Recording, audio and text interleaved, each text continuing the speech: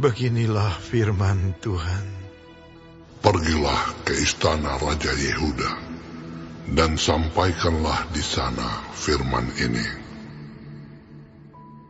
Katakanlah, dengarlah firman Tuhan, hai Raja Yehuda yang duduk di atas tahta Daud.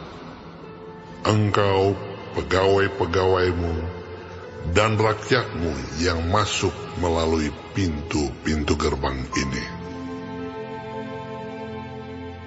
Beginilah firman Tuhan. Lakukanlah keadilan dan kebenaran. Lepaskanlah dari tangan pemerasnya orang yang dirampas haknya. Janganlah engkau menindas, dan janganlah engkau memperlakukan orang asing, yatim, dan janda dengan keras. Dan janganlah engkau menumpahkan darah orang yang tak bersalah di tempat ini.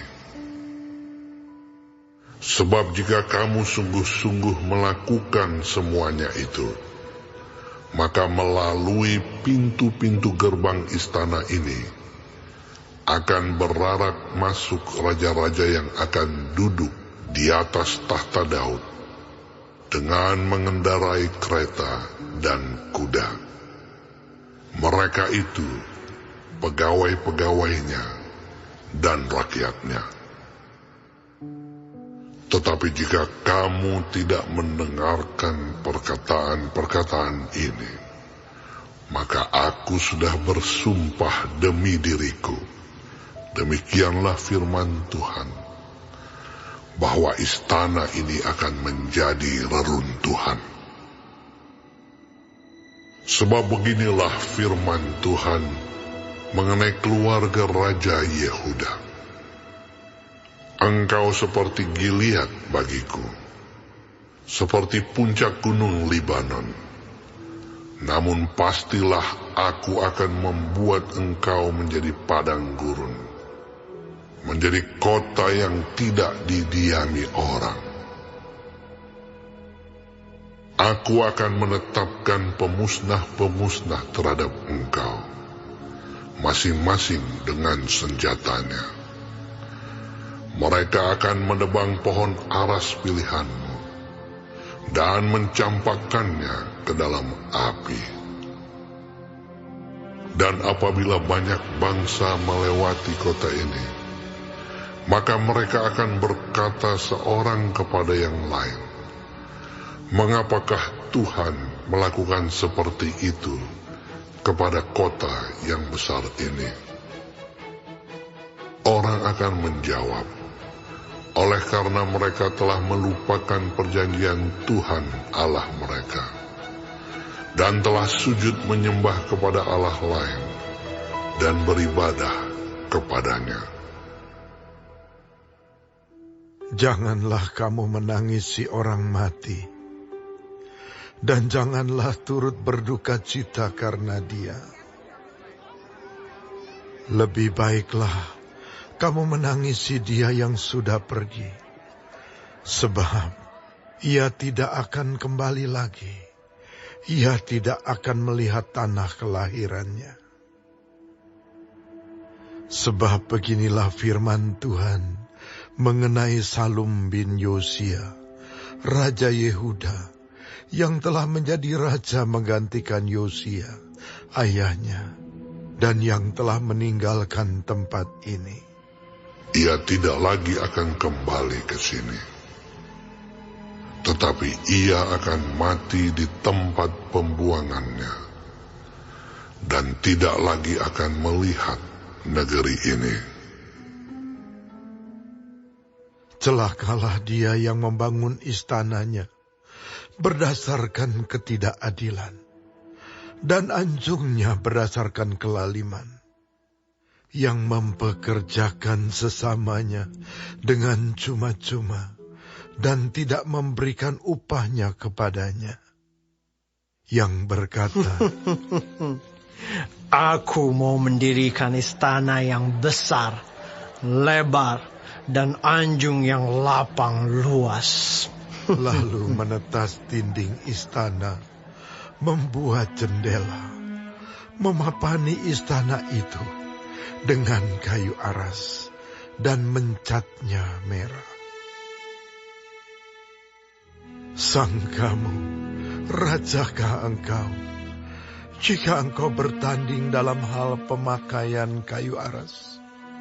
Tidakkah ayahmu makan minum juga dan beroleh kenikmatan? Tetapi ia melakukan keadilan dan kebenaran, serta mengadili perkara orang sengsara dan orang miskin dengan adil.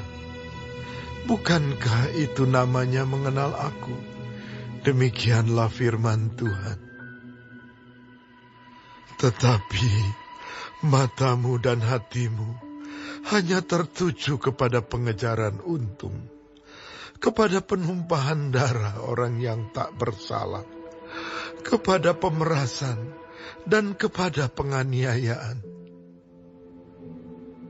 Sebab itu, beginilah firman Tuhan mengenai Yoyakim bin Yosia, Raja Yehuda. Orang tidak akan meratapi dia. Aduhai abangku, aduhai kakakku. Orang tidak akan menangisi dia. Aduhai Tuhan, aduhai Seri Paduka. Ia akan dikubur secara penguburan keledai, diseret dan dilemparkan keluar pintu-pintu gerbang Yerusalem. Naiklah ke gunung Libanon dan berteriaklah. Perdengarkanlah suaramu di pegunungan Basan. Berteriaklah dari pegunungan Abarim, sebab semua kekasihmu sudah hancur. Aku telah berbicara kepadamu selagi engkau sentosa, tetapi engkau berkata, aku tidak mau mendengarkan.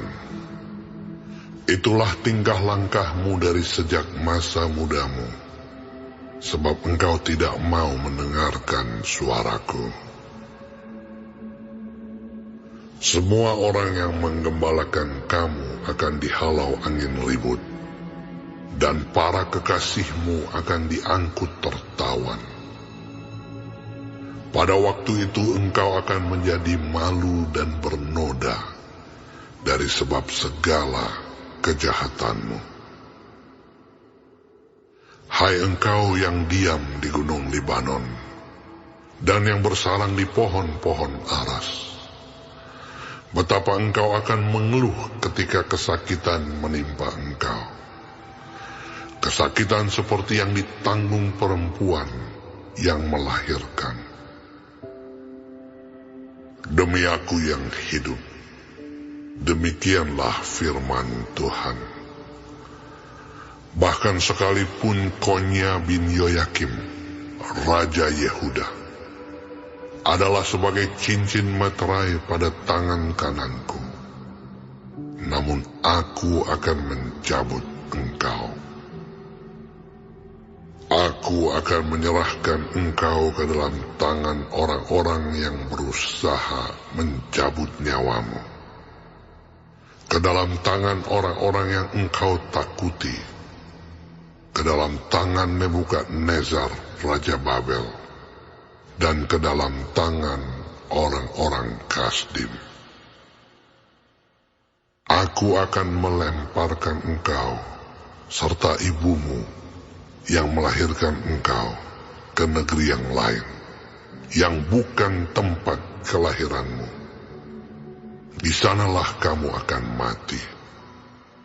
Tetapi ke negeri yang mereka rindukan untuk kembali ke situ, mereka tidak akan kembali. Adakah Konya ini suatu benda yang hina, yang akan dipecahkan orang? Atau suatu periuk yang tidak disukai orang? Mengapakah ia dicampakkan dan dilemparkan ke negeri yang tidak dikenalnya? Hai negeri, negeri, negeri, dengarlah firman Tuhan. Beginilah firman Tuhan. Catatlah orang ini sebagai orang yang tak punya anak, sebagai laki-laki yang tidak pernah berhasil dalam hidupnya. Sebab seorang pun dari keturunannya tidak akan berhasil duduk di atas tahta Daud dan memerintah kembali di Yehuda.